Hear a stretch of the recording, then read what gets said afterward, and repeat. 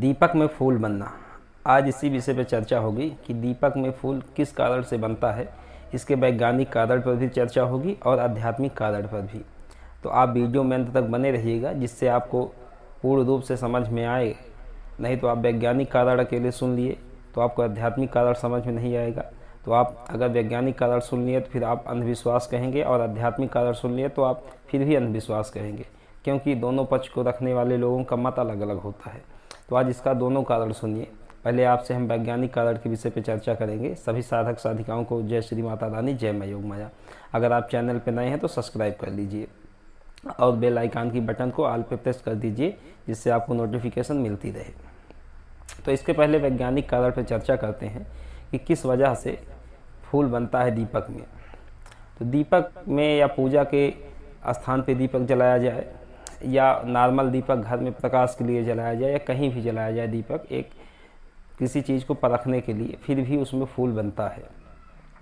यह एक प्राकृतिक क्रिया है, जिसका वैज्ञानिक कारण हम आपको बता रहे हैं कि जो भी बत्ती की अशुद्धि होती है या तेल में जो भी कार्बन होता है, जब वह धीरे धीरे जलने लगता है तो उसके ऊपर जमने लगता है बत्ती के ऊपर, तो धीरे धीरे वही एक फूल के रूप में निर्मित हो जाता है। उसका कोई आकार नहीं होता, किसी भी आकार में हो जाता है।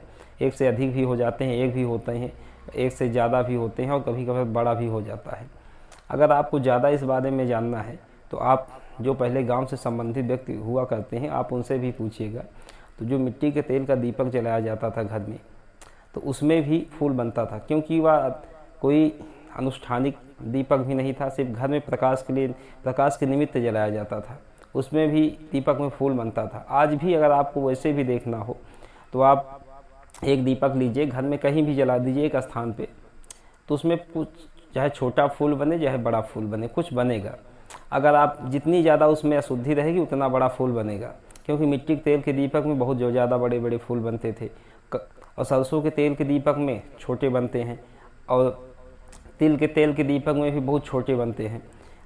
और देसी घी से, जो गाय से निर्मित देसी घी होता है, अगर इसका दीपक अगर आप जलाते हैं और शुद्ध कपास की बत्ती बनाते हैं, तब इससे फूल नथिंग के बराबर बनेगी, एकदम नहीं के बराबर बनेगा, क्योंकि इसमें कार्बन बहुत कम होता है।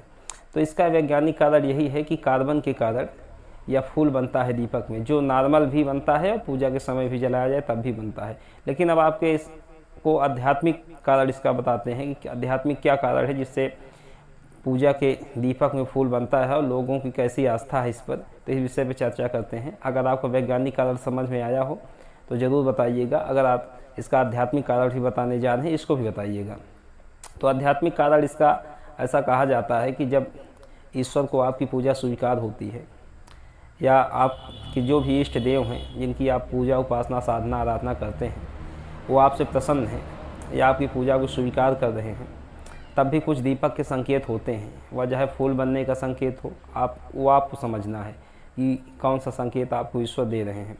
या कुछ और संकेत होते हैं दीपक के, उसमें बत्ती का बढ़ना घटना, तेज जलना, या कई प्रकार के संकेत होते हैं। उनमें एक फूल बनना भी कहा जाता है, ऐसे लोगों की मान्यता है। तो आप स्वयं जांचें इस बात को कि ये क्या सही है क्या गलत है, आपके साथ कौन सा संकेत घटित हो रहा है दीपक का, जिससे आप समझ सकें कि ईश्वर आपसे प्रसन्न है। तो इसका वैज्ञानिक कारण भी आपको बताया गया कि कार्बन के कारण बनता है, और आध्यात्मिक कारण भी बताया गया कि ईश्वर की प्रसन्नता का सूचक है कि ईश्वर आपसे प्रसन्न है, आपकी इष्ट शक्तियाँ आपसे प्रसन्न है, इस वजह से हो रहा है। तो आस्था का विषय भी है और विज्ञान का विषय भी है, इसको नकारा भी नहीं जा सकता किसी प्रकार से कि नहीं ये सिर्फ वैज्ञानिक तरीके से ही है। ये आस्था का भी विषय है, इसमें आस्था भी लोगों की जुड़ी हुई है, क्योंकि विश्वास से ही भगवान का प्रकटीकरण होता है। तो इसको पूर्ण रूपेण कोई नकार भी नहीं सकता। तो इसका दोनों कारण हमने आपको बताया। अगर आपको किसी भी प्रकार का तर्क कुतर्क लगे तो आप सम्माननीय शब्दों में पूछ सकते हैं, व्हाट्सएप के माध्यम से, कमेंट के माध्यम से, या कॉल करके पूछ सकते हैं। अगर आपको कोई भी साधना संबंधित मार्गदर्शन चाहिए, किसी देवी देवता की सिद्धि आदि करनी है आपको, तो आप कर सकते हैं। जो नंबर स्क्रीन पे दिखाई दे रहा है, इस पर संपर्क कर सकते हैं। अगर आप पारलौकिक समस्याओं से परेशान हैं, आप किसी भी आर्थिक समस्या से परेशान हैं जिसका आपको निराकरण नहीं मिल पा रहा है, तो आप घर बैठे जो नंबर स्क्रीन पे दिखाई दे रहा है, इस पर कॉल कर सकते हैं और इसके अपना निराकरण प्राप्त कर सकते हैं। तब तक के लिए सभी माँ के भक्तों को, सभी साधक साधिकाओं को जय श्री माता रानी, जय माँ योग माया।